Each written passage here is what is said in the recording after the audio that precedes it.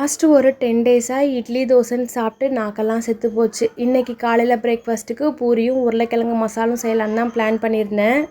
உருளைக்கிழங்க குக்கரில் பாயில் பண்ண வச்சுட்டு கையோட மாவும் திரட்டி வச்சுட்டு தேவையான வெங்காயம் பச்சை மிளகாய் எல்லாமே கட் பண்ணி வச்சிட்டோம் அப்படின்னா கடகடன்னு செஞ்சு முடிச்சிடலாம். ஸ்டார்டிங்லலாம் எனக்கு பூரி மசால் செய்கிறது சுத்தமாக தெரியவே தெரியாது. பட் இப்போ கற்றுக்கிட்டதுக்கப்புறம் அது ரொம்பவே ஈஸியாக இருக்குது.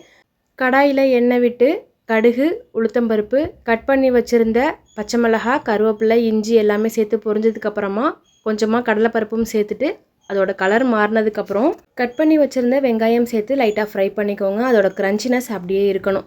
நம்ம வேக வச்சுருந்த உருளைக்கிழங்கும் பாயில் பண்ணி சேர்த்துட்டு தேவையான தண்ணி உப்பு மஞ்சத்தூள் எல்லாமே சேர்த்துக்கலாம். உங்களுக்கு இன்னும் கொஞ்சம் திக்னஸாக வேணும்னா கடலை மாவை கரைச்சி லாஸ்ட்டாக சேர்த்துக்கலாம். நல்லா திக்காயிடும்.